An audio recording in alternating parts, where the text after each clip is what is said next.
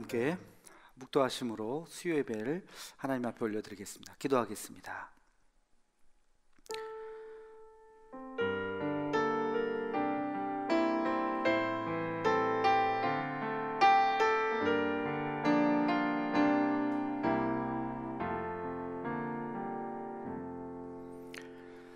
여호와는 나의 목자이시니 내게 부족함이 없으리로다. 거룩하신 아버지 하나님, 이 시간 하나님 앞에 나왔습니다.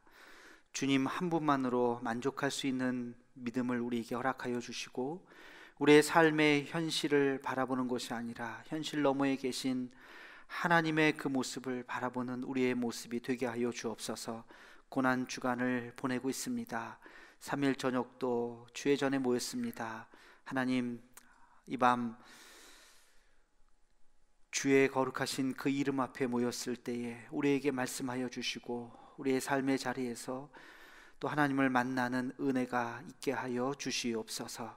예수님의 이름으로 기도하옵나이다. 아멘. 찬송가 407장 함께 찬양하시겠습니다.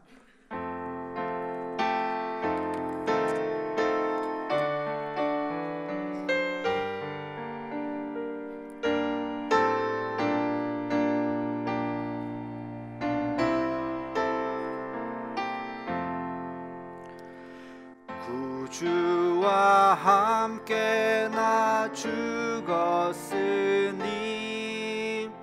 구주와 함께 나 살았도다. 영광의 그날에 이르도록 언제나 주만 바라봅니다. 언제나 주는 날 사랑하사 언제나 새 생명 주시나니, 영광의 그날에 이르도록 언제나 주만 바라봅니다. 마음속에 시험을 받을 때와 무거운 근심이 있을 때에 주께서 그때도 같이 하사 언제나 나를 도와주시네. 언제나 주는 날 사랑하사 언제나 새 생명 주시나니, 영광의 그날에 이르도록 언제나 주만 바라봅니다. 뼈 아픈 눈물을 흘릴 때와 마음으로 탄식할 때 주께서 그때도 같이 하사 언제나 나를 생각하시네. 언제나 주는 날 사랑하사 언제나 새 생명 주시나니, 영광의 그날에 이르도록 언제나 주만 바라봅니다. 내 몸의 약함을 아시는 주, 못 고칠 고칠 질병이 아주 없네. 괴로운 날이나 기쁜 때나 언제나 나와 함께 계시네. 언제나 주는 날 사랑하사 언제나 새 생명 주시나니 영광의 그날에 이르도록 언제나 주만 바라봅니다.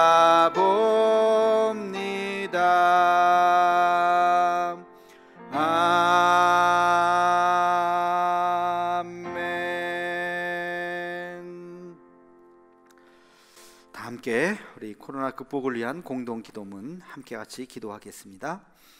여호와 라파 치료의 하나님, 이 시간 전 세계로 퍼진 코로나 바이러스를 잠재워 주옵시고 어려움을 당한 환자들과 그들을 치료하는 의료진들에게 은혜를 더하여 주옵소서. 이 일로 인해서 더욱 주를 의지하는 우리가 되게 하옵시고 우리의 신앙을 돌아보아 주 앞에 더 겸손해지고 더 낮아지는 마음을 주옵시며 인간의 욕망과 교만함을 회개하고 주를 바라보는 우리가 되게 하옵소서. 이 나라를 긍휼히 여기사 더 이상 바이러스가 확산되지 않고 속히 치료제가 개발되게 하옵소서. 이 일을 지휘하는 각 나라의 지도자들에게 요셉과 같은 지혜를 허락하사 더 이상 전 세계로 확대되지 않고 진정되는 은혜가 있게 하옵소서. 이 일로 인해서 근심과 염려와 아픔을 당한 가정을 기억하옵시고 하늘의 위로로 함께 하옵소서. 예수님의 이름으로 기도하옵나이다. 아멘. 교회 소식 주보를 참조해 주시면 감사하겠습니다. 이번 주 부활절인데 예배를 또 어떻게 할 거냐 우리가 참 또 결정을 해야 되는데요. 쉬운 결정이 아니죠. 한 주 한 주. 오늘 그 어떤 교회 목사님도 만났는데 그 교회도 매주 금요일마다 예배를 드릴 것인가, 영상 예배로 할 것인가, 모여서 예배를 드릴 것인가 금요일날 결정을 한다 그러더라고요. 우리 지난주 당에 모여서 토요일날 결정을 하자 그랬습니다. 뭐 마음이야 뭐 왜 안 모이고 싶겠습니까? 근데 지난주에 1, 2, 3부 예배를 드렸던 교회들 얘기를 제가 쭉 들어보니까요 1000명 교회인데도 100명, 200명 모였대요. 그러니까 예배를 드린다고 해도 못 오시고 안 오시는 거예요. 회사 다니시는 분들은 가지 말라고, 회사에서 교회 다니는 사람 절대 교회 가지 말라고, 가족들도 가지 말라고, 회사에서는 암암리에 그런 뭐 지침이랄까요? 그게 있어서 회사 다니시는 분들은 그렇게 또 못 가시는 경우가 더 많고 그런 것 같습니다. 그래서 뭐 열어도 많이 나와도 걱정이고 안 나와도 섭섭하고 하여튼 지금 뭐 그런 상황입니다. 그 나라에서도 지금 4월 19일까지죠. 4월 19일까지 거리두기, 사회적 거리두기를 또 강력하게 지금 시행하는 상황이기 때문에 하여튼 지켜보고요. 토요일 날 또 문자를 통해서 하도록 하겠습니다. 만약에 지난번에도 잠깐 얘기했듯이 예배를 열더라도 예전처럼 그렇게 막 와서 예배 드릴 수 있는 상황은 아닐 거고요. 좌석을 지금은 한 50좌석 정도 붙여놨는데 지금보다는 조금 더 한 1, 2층 합쳐서 한 120좌석 정도 자리 배치를 할 겁니다. 막 그렇게 해서 11시 예배를 할지라도 그 정도 인원, 만약에 더 오시면 비전홀 2층, 3층을 개방을 해서 영상 예배 그쪽도 다 되거든요. 그래서 만약에 오시는데 여기 자리가 꽉 찼다, 120명이 넘쳤다 그러면 그쪽에서 예배 드리실 수 있도록 그렇게 할 건데요. 뭐 당분간은 어차피 뭐 이렇게 영상들이나 저렇게 영상들이나 또 이제는 뭐 7주 정도 지나니까 영상 예배 드리시는 분들도 어느 정도 익숙해지신 것 같기도 하고, 그래서 무리하게 열지는 않으려고. 또 어떤 교회는 예배를 열긴 여는데 70세 이상은 나오지 못하도록 했대요. 근데 가만히 생각해 보니까 제일 나오고 싶어 하시는 분들이 그 연세시잖아요. 7, 80대 이런 분들이 더 나오고 싶은데 왜냐하면 어르신들은 혹시라도 감염의 위험이 있으면 안 되니까 열들에도 70세 이상은 나오지 못하게 그렇게 한다고 하더라고요, 어떤 교회가. 그래서 그것도 또 좀 그렇다. 하여튼 간에 뭐 방법이 교회마다 제각각입니다. 그래서 우리도 하여튼 좀 고민 중에 있다는 말씀을 드리면서 그러나 새벽 예배는 지금 드리고 있습니다. 지금 한 적당한 인원들 오시고 있어요. 한 50여 명 딱 이렇게. 그래서 새벽 예배는 오셔도 되고요. 새벽 예배 5시에 예배 드리는 걸 영상으로 6시 조금 넘어서 올라가죠. 오늘도 한 6시 10분쯤 올라갔는데 늦어도 6시 반에는 이제 올라가게 될 겁니다. 그래서 그 영상을 통해서 여러분 이제 새벽 예배는 다음 주도 계속 이제 할 거예요. 계속 새벽 예배는 5시에 본당에서 예배 드린다 하는 거. 수요 예배도 마찬가지지만 지금보다 조금 더 오셔도 되는데 하여튼 그렇게 해서 조금씩 이제 한 걸음 한 걸음 우리가 좀 이제 모일 수 있도록 그렇게 하고요. 뭐 예배 외에는 다른 모임이 지금 뭐 전혀 안 되기 때문에 다음 주부터 제가 지난주도 말씀드린 대로 목사님들이 이제 유튜브 바이블 해가지고 대도 유튜브 바이블 해가지고 유튜브를 통해서 성경 공부 4개반을 다음 주부터 올립니다. 화수목금 매일 3시에 이제 업로드 유튜브에 올라가는 시간이 오후 3시가 될 겁니다. 그러니까 3시 이후에 쭉 올리는 거예요. 그러니까 뭐 4시에 들어오시던 밤에 들어오시던 그 다음날 들어오시던 상관없습니다. 그래서 화요일 날은 제가 하는 교회사가 3시에 올라가 있을 거고, 또 목요일 수요일 날은 박 목사님이 하는 구약개론이 또 올라가 있을 거고, 이제 그렇게 쭉 계속 이제 축적이 되는 거예요. 여러분들 그거 계속 좀 보시고, 한꺼번에 올리지 않는 이유는 우리가 뭐 편집하는 시간도 필요하지만 그냥 매일매일 유튜브를 통해서 여러분들 성경 공부하시도록 그렇게 합니다. 그리고 임과 함께는 끝났지만 제가 시즌 2 준비한다고 말씀드렸는데 그것도 지금 제 생각에는 다음 주 토요일부터 임과 함께 시즌 2를 할까 지금 뭐 생각하고 있고요. 그건 일주일에 한 번 토요일 날만 이렇게 올릴 수 있도록 그렇게 하려고 합니다. 그래서 하여튼 유튜브를 통해서 온라인이라 그러죠. 영상과 그 온라인을 통해서 그냥 성경 공부를 할 수 있도록 당분간 그렇게 하고, 또 상황을 보면서 조금씩 또 변화를 갖도록 그렇게 하겠습니다. 신청을 좀 해주시면 교재를 여러분들에게 나갑니다. 그냥 와서 들으실, 특히 저랑 같이 공부할 교회사는요, 교재가 아주 중요해요. 제가 교회사 전체를 다 30분 강의 뭐 12주라 그래봤자 6시간 동안 할 수 있는 게 제한적이기 때문에 교재를 같이 보셔야 되니까 교재를 몇 권을 인쇄해야 되느냐, 여러분들이 신청을 해주셔야 그 숫자만큼 이렇게 책자를 만듭니다. 그러니까 반드시 나가시면서 써서 내시던지 문자나 카톡이나 뭐 그렇게 주시면 그 인원을 파악해 가지고 사무실로 전화하셔도 되고요. 그렇게 해주시면 되겠습니다. 다른 분들도 마찬가지예요. 여기까지 광고를 드리고, 다른 광고는 또 뭐 그때 말씀을 좀 드리도록 하겠습니다. 오늘 하나님 말씀 읽겠습니다. 사사기 16장 18절로 22절까지 말씀입니다. 사사기 16장 18절로 22절까지 같이, 이게 교독이 안 되는 게 영상은 제 목소리가 안 들어가면 이게 안 돼요. 그래서 새벽 예배도 그렇고 이제 다 그냥 제가 같이 읽어야 돼서 같이 읽도록 그렇게 하겠습니다. 사사기 16장 18절에서 22절까지 말씀입니다. 함께 같이 읽겠습니다.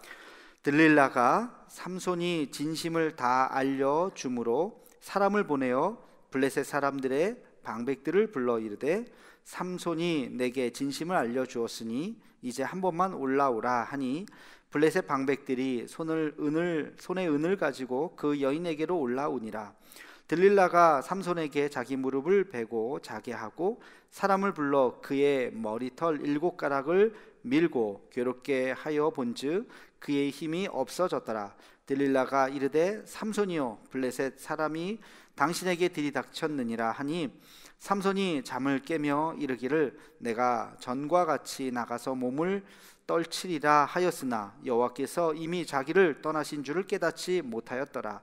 블레셋 사람들이 그를 붙잡아 그의 눈을 빼고 끌고 가사에 내려가 놋줄로 매고 그에게 옥에서 맷돌을 돌리게 하였더라.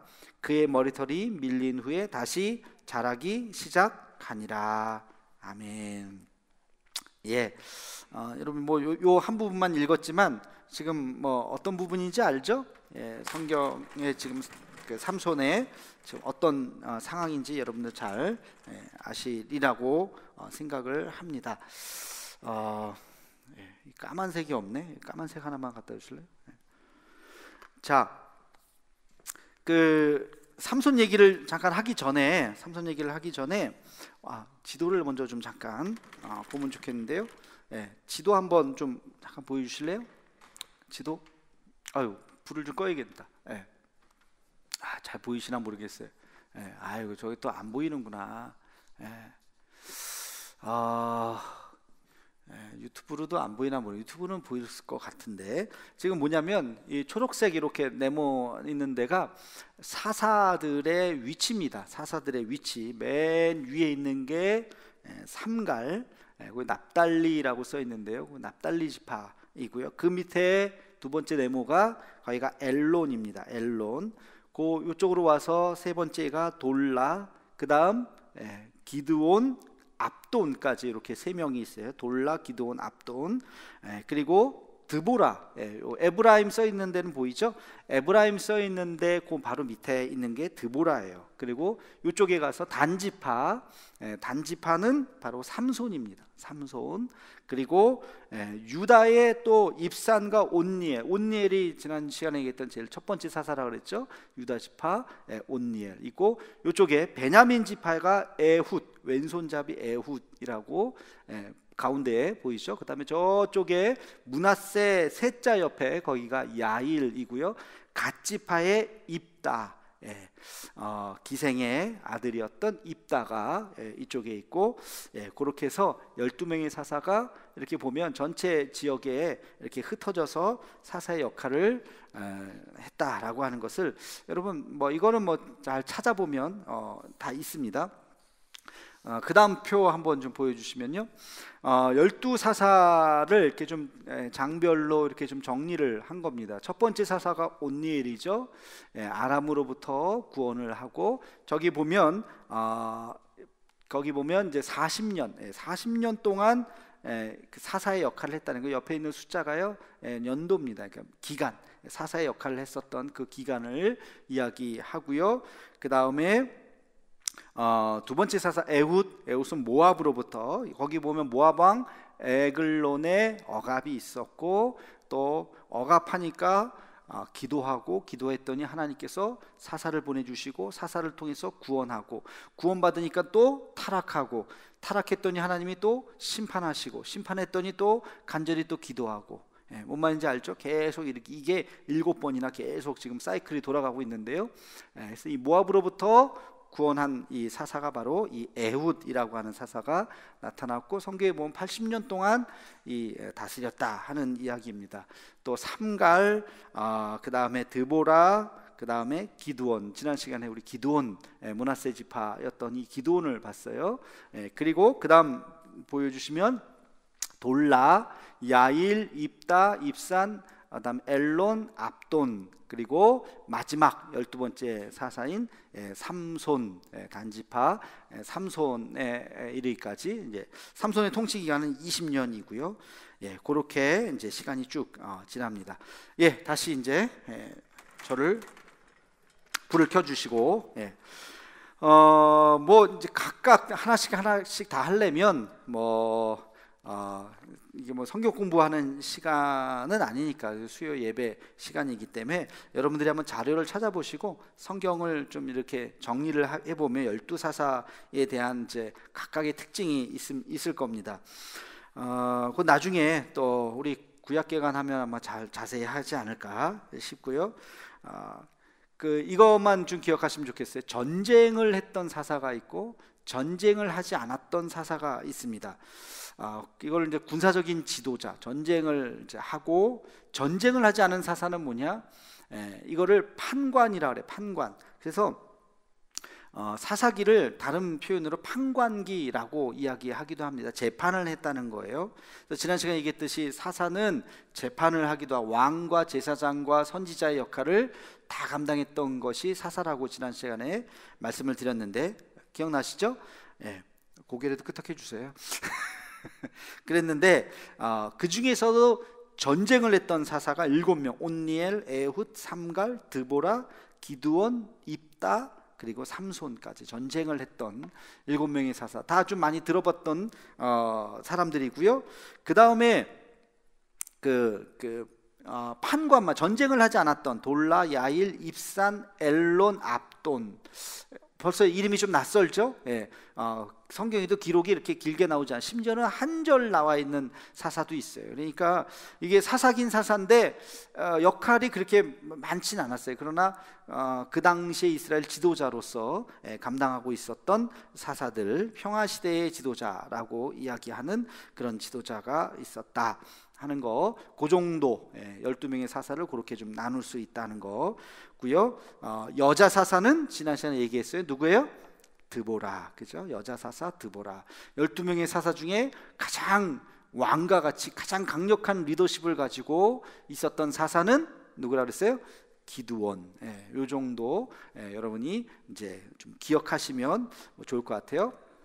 자, 오늘은 이제 마지막 사사인 삼손에 대해서 좀 이야기하려고 합니다. 삼손은 재밌죠. 삼손은 뭐 재밌다는 표현보다는 하여튼 참 드라마틱한 인물이죠. 삼손은 참 본받을 게 많다기보다는 생각할 게 많은 사람이에요. 그래서 제가 제목을 너무나 인간적인 사사 삼손 이렇게 한번 정해봤습니다. 의외로 삼손에 대한 기록은 굉장히 길어요. 13장부터 16장까지 13, 14, 15, 16 4장이나 걸쳐 이렇게 길게 이렇게 성경에 기록된 사사가 없어요. 이 삼손의 출생에 대한 이야기가 13장에 이렇게 나오는데, 우리 첫 번째 출생, 삼손은 어떤 사람의 출생의 비밀을 보면 삼손은 나실인이다. 나실인이다. 그렇게 이야기해요. 나실인. 들어보셨죠? 나실인한 말. 나실인한 말이 처음 듣는 분들은 성경 공부를 열심히 이제 하셔야 되는 부분이에요. 나실인이라고 하는 것은 특별하게 하나님 앞에 선택받은 사람이라, 태어날 때부터 선택받은 사람, 택정을 받은 사람. 나실인들은 태어날 때 그렇게 좀 특별하게 이렇게 구별되어서 태어났기 때문에 하지 말아야 될 것이 있어요. 술을 먹으면 안 돼요. 독주, 포도주. 그래서 술을, 그 당시에 포도주가 굉장히 일반적인 거였기 때문에 그걸 먹지 않는다는 것이 여간, 이게 우리도 그래서 교회 다니면 술 먹으면 안 돼. 그래서 나 교회 안 다녀 하는 분들도 가끔 보면 만나죠. 그 술을 먹지 않고 경건하고 거룩하게 살아간다는 것이 뭐 우리는 지극히 당연한 거고 뭐 오히려 더 좋죠. 그러나 어떤 사람들은 술을 못 먹게 한다, 이거에 대해서 굉장히 부담을 느끼는 분들도 있죠. 근데 이 나실이는 태어날 때부터 그렇게 술을 먹지 않는. 그 다음에 더 중요한 건 뭐냐면 머리를 깎지 않아야 돼. 머리, 삭도. 머리를 깎지 않는. 머리를 깎는 것은 뭐 사실 우리도 단발령 이후에 조선시대 이때만 하더라도 우리도 머리 안 깎았잖아요. 머리 깎지 않는 문화가 그 당시에 계속 있어요. 머릿결이 굉장히 중요하다고 생각했고, 이 머리를 깎지 않는, 그래서 이 죽을 때까지 머리를 깎지 않는 거예요. 이 나시린들은 머리 깎지 않는 그런 하나의 풍습이랄까요? 특징이 있었고, 그 다음에 이제 시체를 가까이 하지 않는 그런 세 가지의 특징이 이들에게 있었습니다. 그럼에도 불구하고 나시린은 왜 이런 세 가지 특징이 구별되어서 살라는 거예요. 누구든지 딱 보면 저 사람 나시린이구나 라고 하는 것을 알 수 있도록 하나님의 어떤 특별한 사람이다 라고 하는 것을 보여주기 위해서 그렇게 삼손은 그런 사람으로 태어났음에도 불구하고 삼손은 거룩과 거리가 먼 사람이죠. 자기 마음대로 살았고 자기가 하고 싶은 대로 살았던 그런 사람이죠. 하나님의 사명자로서 부모라든지 그렇게 이제 기도하면서 태어나게 했는데, 그러나 자기 자신은 그 사명을 느끼지 못하는 거예요. 우리가 그런 분들을 가끔 보게 되죠. 이렇게 믿음이 좋은 부모님들이 큰 아들을 내가 낳으면 하나님 앞에 바치겠습니다. 옛날에 많이 그렇게 하죠. 여러분들 주변에도 그런 분이 있는지 모르겠는데, 그렇게 해서 하나님 앞에 바치겠습니다 그렇게 하지만 중요한 것은 본인이 그렇게 정말 순종을 해야지. 부모님이 왜 내 인생인데 왜 부모님이 내 인생을 바치느냐, 이래서 방황하는 사람들도 사실은 굉장히 많죠. 이거를 우리는 자의적 사명과 타의적 사명, 이렇게 나눌 수 있어요. 자의적 사명은 자기 스스로 하나님, 내가 주님 앞에 쓰임 받기를 원합니다 라고 하나님 나를 사용해 주옵소서, 자기의 결단으로 하나님 앞에 사명자로 쓰는 거죠. 자의적 사명이죠. 타의적 사명은 자기는 별로 그렇게 하고 싶지 않은데 그렇게 몰아가는 거예요. 사람들이 너는 해야 된다, 부모님이 그러든지 누가 그러든지 너는 하나님의 종이 돼야 돼. 그래서 얼떨결에 어쩔 수 없이 끌려가지고 되는 사람이 있을 수 있다는 거죠.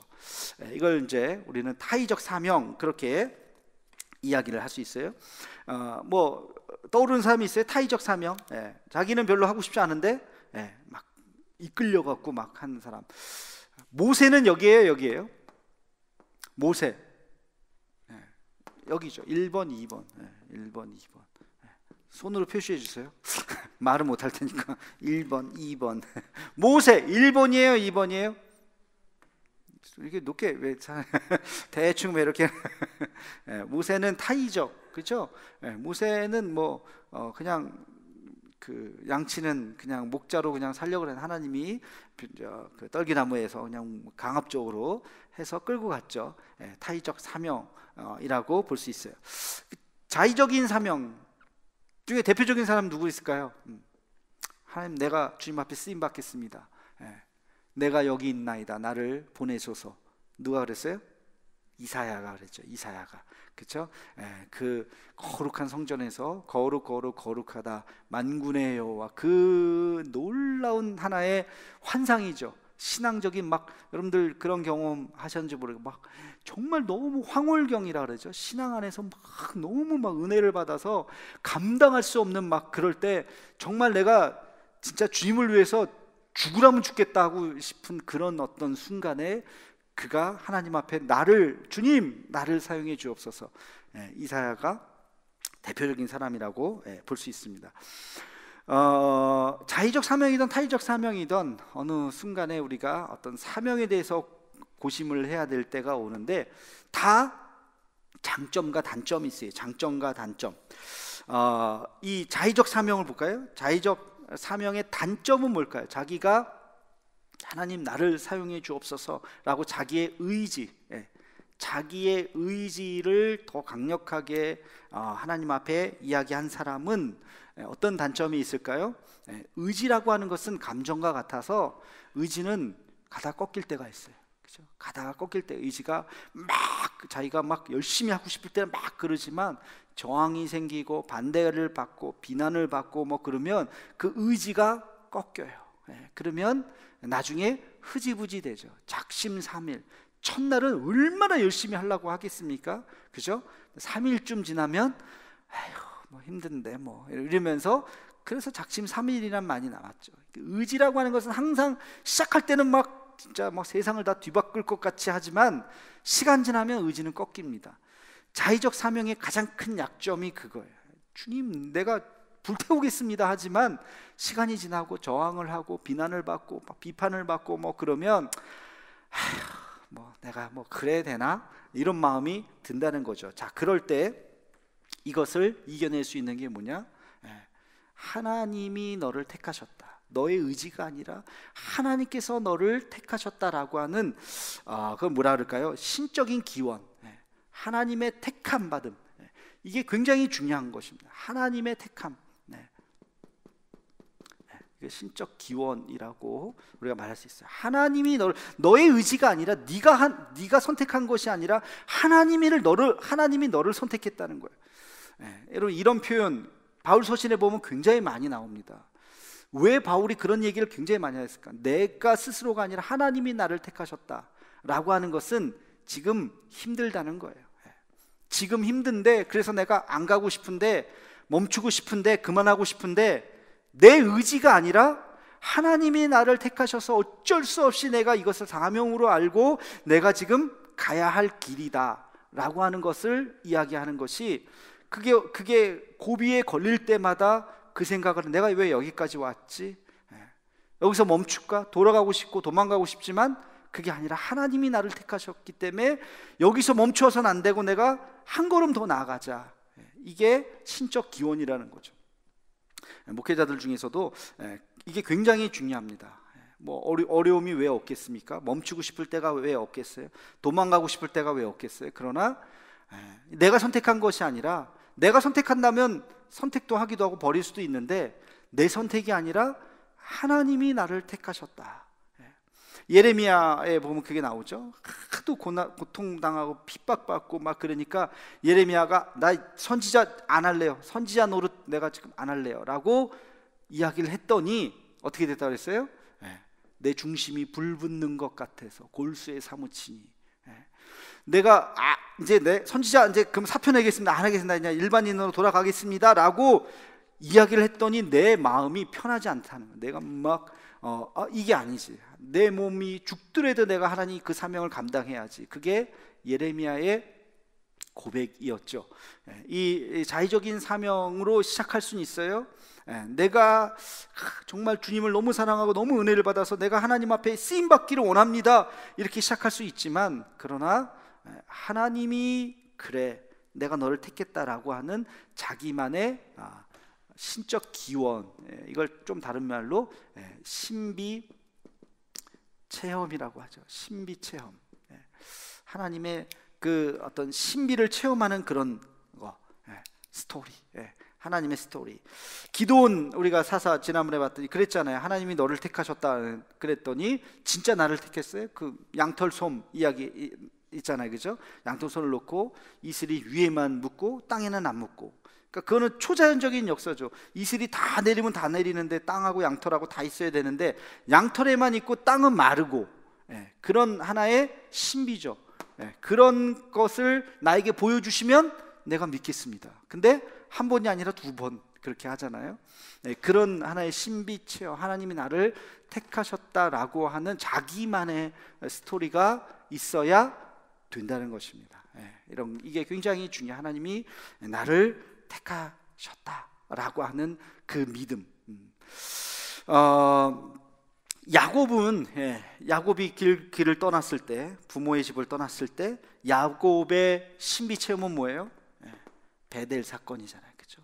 광야에서 돌베개를 베고자 할 때 거기서 신비한 체험을 만나자, 하나님을 만나는 그 체험으로 그가 하나님 나를 지키신다라고 하는 그 믿음을 가지고 광야길을 마지막까지 걸어가게 되는 거죠. 이런 체험들, 그런 체험들이 바로 신비 체험이라는 거죠. 그래서 우리가 이 사명을 받을 때는 반드시 하나님께서 분명히 그 사람만이 이야기하는 그것이 있다고 생각을 해요. 그래서 이게 이제 신적인 기원이 있어야 된다. 두 번째, 이 타의적 사명을 한 사람, 타의적 사명이라고 하는 것은 어떤 강력한 어떤 사람에 의해서, 사람이나 어떤 경험, 체험에 의해서 하나님 앞에 사명을 받았다라고 하는 사람의 약점은 뭘까요? 이것은 지나친 신비주의죠. 지나친 신비주의.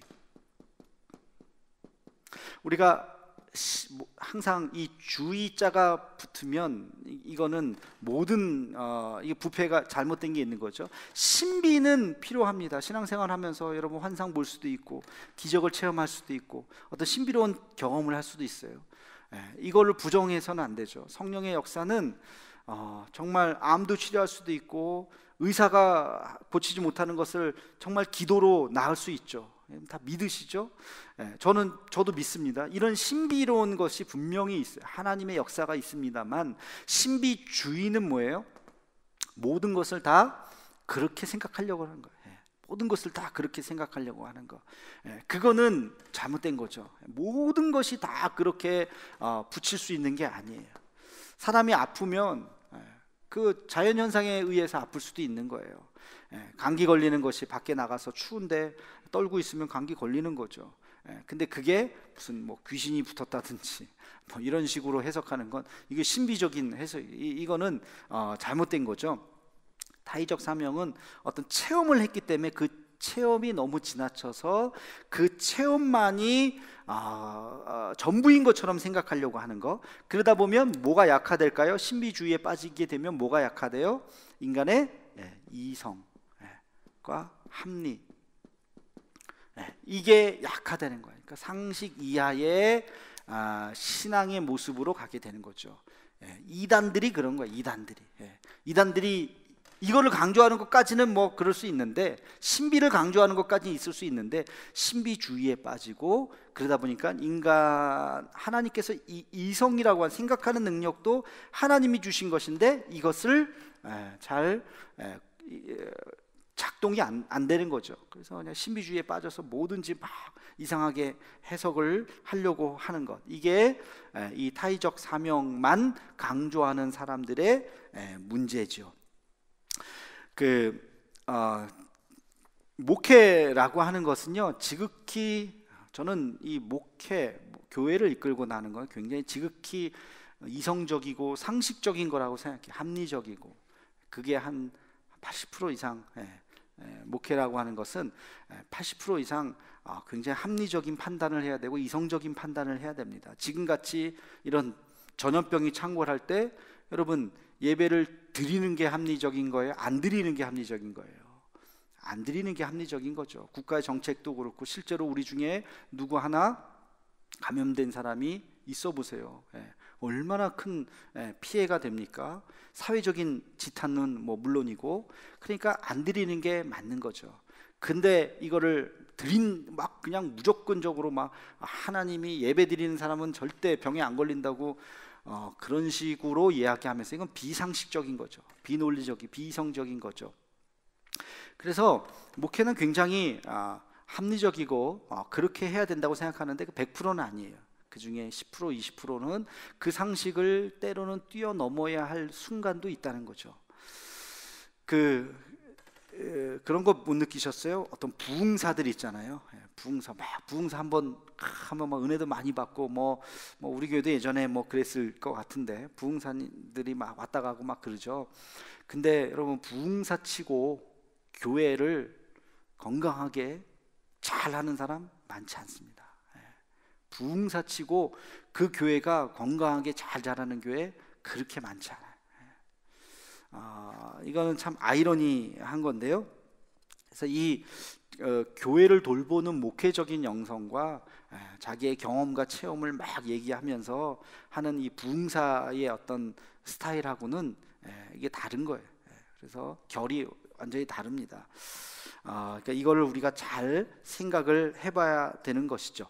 자, 나시린 얘기하면서 여기까지 얘기했어요. 그래서 우리도 건강한 그리스도인이라면 신적인 기원에 대해서 우리가 고민을 해야 돼. 하나님 나를 택하셨구나. 신앙이라고 하는 것은 인간의 이성만이 아니라 성경 공부를 통해서 하지만 이성을 뛰어넘는, 기도하면서 내 눈에서 눈물이 나오고 찬양을 할 때 내 가슴이 막 떨려오고 하는 그런 신비로운 체험, 이런 것들이 우리에게 함께 있는 것이죠. 그러면서 이 타의적인 사명과 자의적인 사명이 함께 만날 때 좋은 사명자가 될 수 있다 하는 것을 여러분이 기억하시면 좋겠습니다. 두 번째, 큰 두 번째요. 두 번째, 삼손에 대해서 우리가 생각해 봐야 되는 것은, 삼손은 아주 인간적인 약점이 있는 사람이에요. 그렇죠? 삼손의 약점은 뭐예요? 여자죠. 여자에 약해요. 보면 하여튼 가는 데마다 성경에 보면 뭐 사랑, 그 여자를 사랑하고, 하여튼 막 사랑이 해픈 사람이에요. 그냥 막 이 사람도 좋아하고 저 사람도 좋아하고 아주 그냥 하여튼 그런 사람인데, 삼손이. 근데 뭐 삼손의 약점은 여자였고요. 그러나 우리의 약점은 또 뭘까요? 여러분들, 우리 다 약점이 있는 거예요. 약점이 없는 사람이 없어요. 자기 약점을 빨리 간파해야 돼요. 내 약점이 어디 있는가? 전통적인 약점이 세 가지가 있어요. 보통 전통적인 약점. 첫 번째는 돈이죠. 재물. 뭐든지 돈에 다 초점이 맞춰져 있는 사람. 돈. 아마 우리 현대인들의 상당수가 여기가 될 거예요. 돈은 필요한 것이고 있어야 되고, 그렇지만 돈의 지배를 받아 노예가 되어서는 안 되죠. 그죠? 근데 돈의 노예가 되고, 돈이면 막 뭐든지 하려고 하는, 왜? 돈 자체가 권력이라고 생각하기 때문에 이 시대가 돈의 노예가 되는, 돈의 약점이 있는 사람이 있어요. 돈을 버는 거라면 도덕도 무시하고 법도 무시하고 불법을 뭐 행해도 좋고 뭐 이렇게 이것은 안 되는 거죠. 돈에 약한 사람이 있고, 두 번째는 전통적인 게 세 가지 있죠. 돈, 또 뭐예요? 이성. 남자는 여자, 여자는 남자.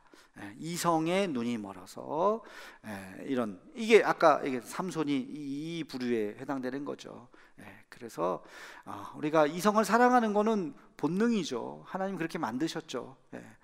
이성이 끌리고 사랑하고 하는 것은, 그래야 또 결혼도 하고 아이도 낳고 가정을 이루는 거죠.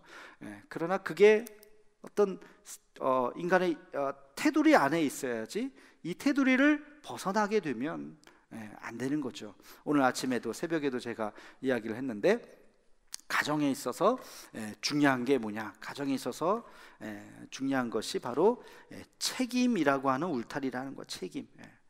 책임이라고 하는 이 울타리 안에, 결혼을 하기 전까지는 책임은 없죠. 그냥 뭐 사랑하고 헤어질 수도 있고, 그러나 결혼이라고 하는 제도를 안에 우리가 들어가면서는 그 다음엔 사회적인 책임이 생기는 거죠. 이 안에는 자녀를 낳을 것이고, 자녀를 양육하는 아버지로서의 책임, 어머니로서의 책임, 결혼을 함으로써 남편으로서의 책임, 아내로서의 책임을 해야 되는 것이죠. 이 울타리를 벗어나서 딴짓을 하면 이거 잘못된 거죠. 인간이라고 하는 것은 항상 돈도 그렇고 이성도 그렇고 다 유혹이라는 게 있죠. 그래서 여기에서 우리가 이것을 잘 지켜야 되는 거죠. 세 번째는 무슨 약점이 있을까요? 전통적인 약점 세 가지를 얘기하는 거예요. 명예라고 하는 약점이 있죠. 사람은 누구나 다 인정받고 싶어하고 인기를 누리고 싶어하고 뭐 사람들에게 그런 어떤 환호성을 받고 싶어하고 그런 욕망이 있죠. 그게 바로 이제 명예욕이죠. 명예욕. 그래서 나이가 이게 젊었을 때라면 이거는 뭐 젊었을 때 20대, 뭐 30대, 20, 30대, 40, 50대, 이거는 나이가 들어서 60, 70대 뭐 이렇게 볼 수도 있어요. 이 명예욕, 젊었을 때는 별로 이렇게 명예에 대해서 별로 이렇게 관심이 없는데, 나이가 들면 명예에 대해서 관심을 갖게 있게 되기도 하겠죠. 목사님들도 보면 다음 주에 이제 노회예요. 사실 옮겼어야 되는데 옮기지 못하고 지금 그냥 하고 있는데, 이번 봄 노회는 이제 총대에 간다고 이제 선거를 합니다. 그 별것도 아닌데 그거 뽑아달라고 뭐 전화도 하고, 영상에서 이 부분 잘라야 되나? 하여튼 뭐 전화도 하고 뭐 그게 모르겠어요. 저는 아직 뭐 젊고 그래서 하나도 중요한 것 같지도 않은데, 가라 그래도 귀찮은데 그거 가서, 근데 그거 자기 투표해 달라고 뭐 그러면서 그 총대 가야 된다 뭐 그러고, 또 뭐 그것도 명예라면 명예라고, 또 나중에는 또 뭐 노회장이니 뭐 노회 임원이니 그런 어떤 그런데 막 이렇게 관심을 갖고, 그래서 저도 생각해요. 나는 그런 거 지금은 전혀 1도 관심이 없지만, 나도 5년 후 10년 후 그러면 나도 그때쯤 되면 나도 모르게 관심을 가져질까? 저도 모르겠어요. 장담할 수, 이 사람이라는 게, 그러나 하여튼간에 이게 명예를 갖는 것은 주어지는 거죠. 그 사람이 막 명예를 쫓는다기보다는 주어지는 거죠. 그러나 명예 욕에 빠지면은 추해지는 거예요. 그래서는 안 된다. 이 세 가지가 전통적인 그런 유혹, 약점이죠. 또 있어요. 좀 더 생각을 해보면 세 가지가 더 있는 것 같아요. 하나는 인간의 약점을 얘기하는 거예요. 무슨 약점이 있을까요? 이런 사람들 가끔 봤어요. 게으름. 게으름은 굉장히 아주 큰 인간의 큰 잘못이죠. 약점이죠. 여러분은 부지런하십니까? 부지런해야 돼. 뭐든지 어떤 일을 할 때 최선을 다하고, 대충 막 그렇게 하면 안 되고, 열정을 다해서 그렇게 열정이 없다면 기도하셔야 하나님 나에게 열정을 회복해 달라고. 그래서 그렇게 열심 있는 마음, 그런 의지를 가지고 할 수 있는 이 게으름을 우리가 극복을 해야 돼요. 그 다음에 또 뭐가 있을까요? 게으름 말고 지배와 권력에 대한 욕망이 있어요. 그렇죠? 지배와 권력에 대한 욕망. 자기가 뭐든지 다 지배하려고 하는 그러한 권력을 가지려고 하는, 뭐 명예하고 뭐 비슷할 수도 있는데 조금 다르죠. 권력을 가지려고 하는 욕망. 이런 것이 인간의 약점이죠. 지배와 권력이 욕망이 가득 찬 사람은 굉장히 자기 중심적인 사람이죠. 이런 것들이 인간에게 있어서 굉장히 약점으로 작용하고, 그다음 마지막으로 한 가지 더 생각을 해보면 자식일 수 있어요. 자식이 그 사람의 약점이 될 수 있어요. 요즘에 왜 세습이 왜 문제입니까? 자식을 사랑하는 것까지는 좋은데 자식이 자기의 우상이 되는 거죠. 그래서 그 자식한테 모든 것을 다, 여러분들도 여러분 자식을 사랑하는 거 그거는 당연히 있어야죠. 그러나 자식이 우상이 되어서는 안 돼. 어렸을 때 기를 때 최선을 다해주고, 공부한다 그럴 때 최선을 다해서 뒷바라지 해주고, 그리고 나서는 어느 선에서는 스스로 자기 길을 걷도록 해야지, 그거를 끝까지 뭐 한다고 해서 자식이 잘 되지도 않을 거고요. 그게 바른 방법도 아닙니다. 자식이 우상이 되어서도 안 된다. 한 평생 잘 쌓아 올렸다가 이것 때문에 와르르 무너지는 분들 종종 보지 않습니까? 그래서는 안 된다. 그래서 이런 것들이 약점이죠. 그래서 이 인간에게 있는 그 여러 가지 그 약점들을 우리가 간파를 해야 돼요. 이 6가지 약점이 다 조금씩은 있죠. 그 중에서도 내가 어느 부분에 해당하는가를 빨리 약점을 간파하고, 그 약점이 오히려 나에게 그 장점이 될 수 있도록. 게으름이 장점이 되기 위해서는 어떻게 해야 될까요? 여러분, 여유는 좋은 단어죠, 그렇죠? 사람이 참 좀 여유가 있다는 것은 굉장히 푸근하게 해요. 근데 이게 게으름이 되어서는 안 되죠, 그렇죠? 게으름이 되지 않게 해서는 자기의 성품이 게으름 쪽으로 가지 말고 여유 있는 사람이 할 때는 하고 쉴 때는 쉬고 그렇게 너무 일 중독으로 가지 않도록 그래서 이거랑 이거는 종이 한 장 차이거든요. 열심과 권력욕은 종이 한 장 차이예요. 열심히 지나치면은 지배욕, 권력욕으로 갈 수 있어요. 근데 거기서 조금만 내려놓으면 그냥 열심히 있는, 최선을 다하는 그런 모습이 될 수 있는 거죠. 그래서 아까 그 6가지의 인간의 잘못된 것들을 내려놓을 수 있는, 자식에 대한 사랑 좋죠.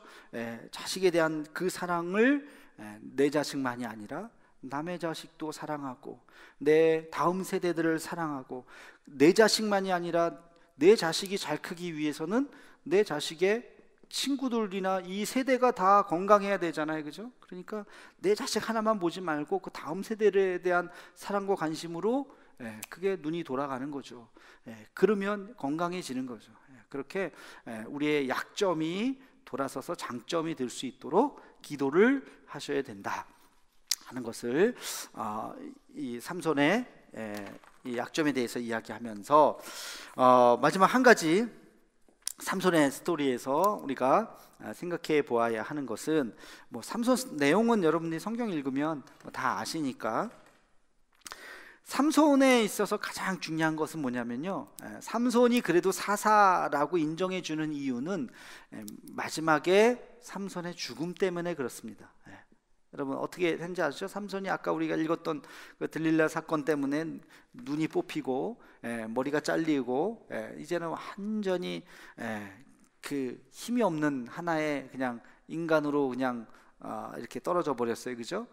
그리고 맷돌이나 이렇게 돌리게 되는 아주 그냥 노예 중에서 노예로 살았어요. 근데 머리가 점점 이제 길어졌고, 눈은 뽑혔지만 머리가 점점 이제 길어지면서 다시 회복이 되죠.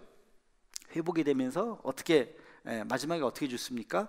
그 블레셋 다곤 신당의 그 기둥, 나를 이 기둥에 잠깐 이렇게 좀 이렇게 기대게 해달라. 눈이 안 보이니까. 그래서 뭐 제가 무슨 힘이 있겠나 해서 이런 기둥에 이렇게 쉬게 했더니 기둥을 그냥 뽑아버려서 그 건물이 무너지면서, 성경에 어떻게 나오냐면 여러분 한번 잠깐 읽어볼까요? 16장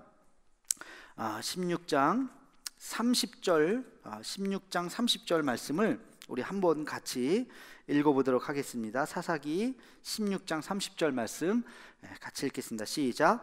삼손이 이르되 블레셋 사람과 함께 죽기를 원하노라 하고 힘을 다하여 몸을 굽히매 그 집이 곧 무너져 그 안에 있는 모든 방백들과 온 백성에게 덮이니 삼손이 죽을 때에 죽인 자가 살았을 때에 죽인 자보다 더욱 많았더라. 이게 삼손의 마지막에 참 장렬한 죽음이죠. 안타깝지만 파란만장한 인생을 살았잖아요. 참 결코 본받고 싶지 않은 그런 인생을 참 자유인으로 나신인으로 태어났지만 나신인의 것을 버려버리고 자기 아주 그냥 방종과 분방하게 막 살았다가 나중에 정말 하나님 앞에 다시 이제 뭐 돌아왔다 할까요? 그러면서 블레셋 사람들을 다 이제 죽이면서 자기가 장렬하게 함께 같이 죽는 그런 이 죽음을 우리가 한번 생각을 해보자는 거죠. 그래서 젊어서 실수는 할 수 있죠. 우리가 다 완벽하지 않기 때문에 젊어서 실수할 수 있고 잘못할 수 있습니다. 근데 제일 중요한 게 뭘까요? 내 생의 마지막에는 돌아와야죠. 마지막에. 그런 면에서 우리가 삼손을 인정하고 여전히 삼손을 하나님의 사사라고 말할 수 있는 것은, 삼손이 젊었을 때의 모습이 아니라 삼손이 마지막은 정말 하나님 앞에 쓰임 받았다는 거예요. 젊었을 때 죽인 것보다 마지막 죽었을 때 죽인 게 더 많다. 마지막에 정말 멋지게 하나님의 사사로서의 그 역할을 감당하면서 마지막 죽었다 하는 것을 우리가 기억해야 됩니다. 여러분, 이게 반대로 되면 어떻게 될까요? 젊었을 때는 참 훌륭하네, 잘했네, 아유 대단하네. 근데 마지막 죽을 때 다 뒤집어. 그러면 돼요, 안 돼요? 그러면 안 되죠. 이게 참 안타까운 거예요. 젊었을 때도 잘하고 죽을 때도 잘하면 뭐 최고죠. 그럼 제일 좋겠지만, 그러나 젊었을 때 혹시 실수하더라도 정신 차리고 나이 들고 점점 그날이 가까이 올수록 정말 내가 하나님 앞에 돌아봐야 될 것이 무엇인가, 그리고 하나님 앞에 갈 때는 정말 거룩한 모습으로, 부끄럽지 않은 모습으로 가야죠. 삼손이 그래도 이게 삼손의 인생이 주는 마지막 세 번째 교훈입니다. 중요한 건 뭐냐면 우리가 죽는 날을 모른다는 거예요. 그렇죠? 언제 죽는지 뭐 어떻게 알아요? 오늘도 죽을 수 있고 내일도 죽을 수 있고. 그러니까 항상 오늘이 마지막인 것처럼 잘 살아야 되겠죠. 근데 만약에 여러분이 죽는 날을 안다고 칩시다. 죽는 날을 선택할 수 있다면 몇 세쯤 죽고 싶으세요? 권사님? 너무 잔인한 질문인가? 몇 세 때 죽고 싶으세요? 내가 선택할 수 있다면 나이를 한번 80세는 너무 이르죠 요즘에, 그죠? 80세는 옛날엔 80 하면 뭐 아우 많이 이랬는데 요즘에 80 그러면 80 안 돼. 85도 아쉬우시죠? 요즘에 한 90 정도는 돼야, 근데 또 90도 가까이 가면요 이것도 아쉬울 거예요. 하여튼 뭐 나이는 뭐 그렇다 치고, 어쨌든 죽는 날을 만약에 우리가 이렇게 정한다고 치면 이제 그날이 점점 우리가 가까이 오면, 여러분 인생을 이제 정리를 해야 되잖아요. 마무리를 하고 이제 주님 앞에 가게 될 텐데, 우리가 점점 그날이 가까우면서 무엇을 정리해야 될까, 그 생각 한번 해보셨어요? 내가 내 인생을 내가 어떻게 뭘 정리를 해야 될까 하나님 앞에. 어쨌든 시간은 점점 흐릅니다. 이날을 향해서 각자 다 다르겠지만 이날을 향해서 우리가 가고 있는 거예요. 한 번쯤은 우리가 멈춰서서 생각을 해봐야 되는 거죠. 아마도 이 삼손은 눈 빠지고 거기서 노예로 있으면서 머리가 이렇게 자라기까지가 한 몇 년이었을까요? 머리가 빡빡 밀어온 다음에 머리가 이렇게 긴 머리까지 자르는데 한 몇 년 걸려? 한 2년 더 걸리나요? 3년? 뭐 하여튼 그 기간 동안에 머리가 쭉 길어지면서 자기 자신을, 뭐 성경에는 그런 자세한 표현은 없지만 반성하면서 자기의 처음부터 태어날 때부터 아주 드라마틱하게 자기가 하나님 부모님의 그 사랑으로 태어나서 자기가 어떤 그 여인에게 빠지고 자기가 나시린으로서 하나님 앞에 거룩하게 살고 쓰임 받아야 되는데 그렇지 못했던 그 자기가 장사였잖아요. 사자를 그냥 찢어 죽일 정도로 아주 그냥 그 자기의 삶을 생각하면서 하나님 앞에 참 부끄럽다. 그러면서 내가 이렇게 죽어서는 안 되겠다. 아마 자기 반성을 하지 않았을까 싶어요. 우리도 마찬가지예요. 우리도 지금까지 살아왔던 여정을 한번 뒤집어 보면서 내가 어떻게 살아야 할 것인가, 어떻게 하나님 앞에 가야 할 것인가를 생각을 해봐야 할 것입니다. 제가 한 몇 가지만 생각을 해봤어요. 그냥 간단하게. 첫 번째, 여러분 인생을 한번 우리가 정리를 한다 생각을 하면, 첫 번째 배우자와의 관계죠. 가정, 배우자, 남편과 아내와의 관계 속에서 혹시 내가 잘못한 것은 없는지, 용서, 이해, 화해, 이런 단어들, 용서하고 이해하고 화해해야 돼, 가정이. 두 번째, 자녀와의 관계 속에서 마찬가지죠. 세 번째, 여러분의 지금까지 살았던 재산을 어떻게 잘 정리할 것인가, 정말 의미 있는 곳에 어떻게 할 것인가, 자식한테 다 주는 게 의미가 있는 건지, 아니면 이것을 어떻게, 물론 뭐 재산이 없는 분들은 뭐 할 수 없지만 이 재산이 있는 것들을 내가 모은 거잖아요. 지금까지 이것을 내가 어떻게 내 의지대로, 나는 갑자기 뭐 이게 어떻게 뭐 자식들이 이걸 다 뭐 누가 뭐 다 가져가지 못하도록 내 의지를 가지고 내게 갖고 있는 것들을 정리할 수 있는, 의미 있는 곳에 쓸 수 있는 정리가 돼야 되겠죠. 그 다음에 여러분 한평생 살아왔던 여러분의 직업, 전문 분야, 그게 뭐든지 간에 이 전문 분야를 잘 정리할 필요가 있을 것 같아요. 그냥 나는 주부로 살았다, 그러면 자기의 삶의 한 권의 책으로 자기의 인생을 잘 정리할 수 있는 그런 것들이 필요하죠. 또는 제자를 양육을 하거나 다음 자기의 지금까지의 그런 노하우라든지 한평생 살았던 그런 것들을 잘 다음 세대에 줄 수 있는 그런 정리가 또 필요하고요. 다섯 번째, 우리 다 신앙인이기 때문에 나는 우리 교회에 어떻게 기억되는가, 교회의 집사로, 권사로, 장로로 내가 한평생 신앙생활을 했는데 교회에 내가 어떤 존재로 기억되는가 하는 것에 대해서 자기가 한번 생각해 볼 필요가 있는 거죠. 마지막으로 내가 하나님 앞에 내가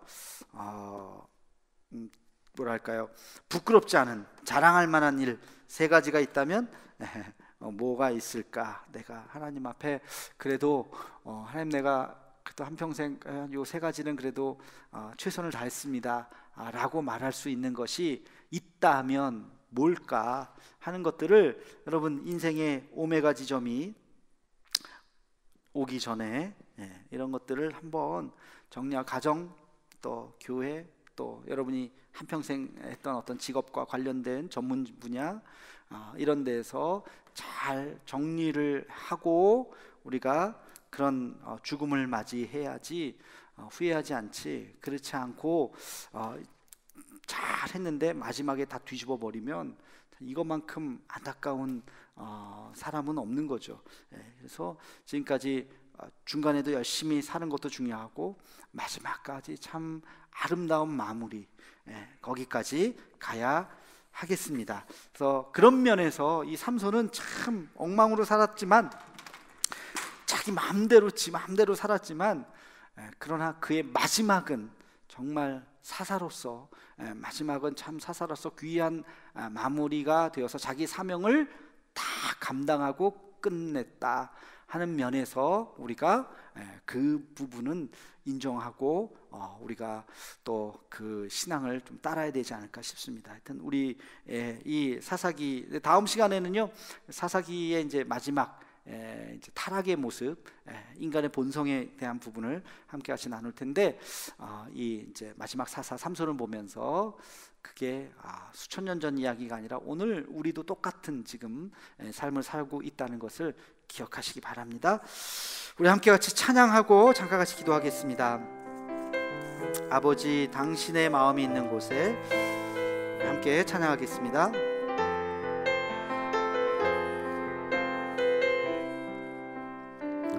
아버지, 당신의 마음이 있는 곳에 나의 마음이 있기를 원해요.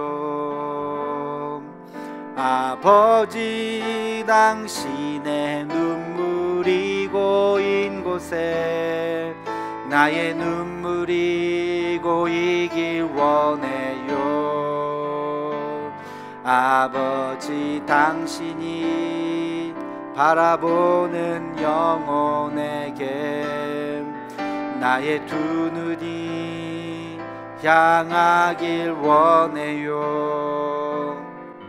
아버지, 당신이 울고 있는 어두운 땅에 나의 두 발이 향하길 원해요. 나의 마음이 아버지의 마음 알아. 내 모든 뜻 아버지의 뜻이 될 수 있기를 나의 온몸이 아버지의 마음 알아. 내 모든 삶 당신의 삶 되기를. 내 모든 삶 당신의 삶 되기를. 우리 우리 한 목소리로 같이 기도하겠습니다.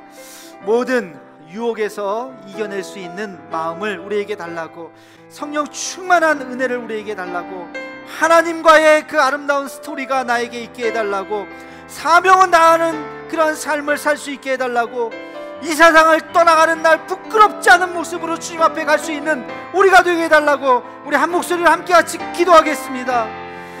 그렇게 하신 아버지 하나님, 이 시간 우리가 간절한 마음으로 주 앞에 기도하오니, 하나님 아버지, 우리도 아버지 여러가지 인생의 유혹들이 있습니다. 여러가지 하나님 아버지, 우리가 빠질 수밖에 없는 연약함이 우리에게 있습니다. 우리의 약점이 있습니다.